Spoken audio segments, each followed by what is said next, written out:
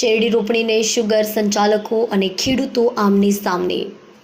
ખેડૂતો કહી રહ્યા છે ઓક્ટોબરથી શેરડી રોપણી કરો।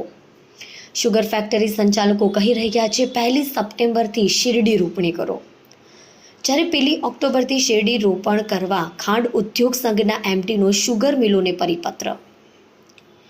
શેરડી પર સંશોધન કરનારા નવસારી કૃષિ યુનિવર્સિટીના વૈજ્ઞાનિકોની પણ ભલામણો કે 1 ઓક્ટોબરથી જ શેરડી રોપણી કરો।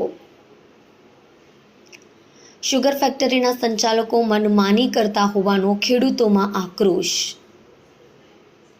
શેરડીનો ઉતારો પ્રતિવર્ષ ઉત્તરોત્તર ઘટતો જતો હોવાથી નવસારી કૃષિ યુનિવર્સિટીના વૈજ્ઞાનિકોના રિપોર્ટથી ખાંડ ઉદ્યોગ સંઘ જાગ્યો। સપ્ટેમ્બરને બદલે ઓક્ટોબરમાં રોપાણની મંજૂરી આપવાનો સમય આવી ગયો છે। જયેશ દેલાડ। કલ્પેશ રાણાની સાથે જોતા રહો ન્યૂઝ 9 ગુજરાતી સુરત। જયેશ દેલાડ, ખેડૂત આગેવાન।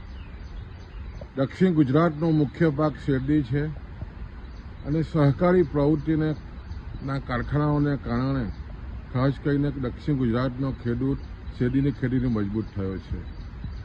પણ જે રીતે છેલ્લા 50 વર્ષથી જે રીતે સતત શેરડીની ખેતી થઈ રહી છે અને પેટર્ન પણ જે રીતે બદલાઈ છે અને ખાસ કરીને છેલ્લા 10 વર્ષથી સપ્ટેમ્બરમાં વાવેતર કરવાની જે રીતની ભલામણો થઈ રહી છે અને ખાસ કરીને જે રીતે સુગર ફેક્ટરીઓ જે સપ્ટેમ્બર વાવેતર આપી રહી છે એના અનુસંધાનમાં ખેડૂતો વહેલી વાવણીને કારણે વહેલી કાપણીની નીતિને કારણે જે રીતે સ્થિતિ બની છે સપ્ટેમ્બરમાં સતત વરસાદ અને ઉગાવો પણ ઓછો અને ખાસ કરીને કૃષિ તજજ્ઞોની પણ જે રીતે ભલામણ આવી રહી છે કે તમારે ઓક્ટોબરમાં જ વાવેતર આપવું જોઈએ એના અનુસંધાનમાં ગુજરાત રાજ્ય ખાંડ ઉદ્યોગ સંઘે તમામ સુગર ફેક્ટરીને પરિપત્ર કર્યો છે।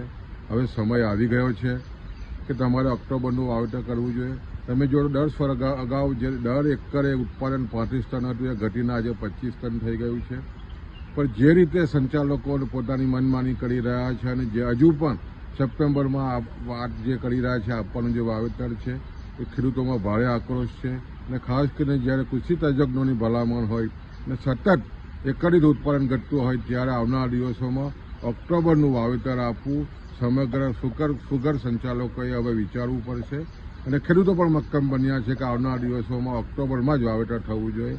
આ અનુસંધાનમાં તમામ સુગર મિલોએ એકત્રિત થઈને ઓક્ટોબરનું વાવેતર કરવું જોઈએ।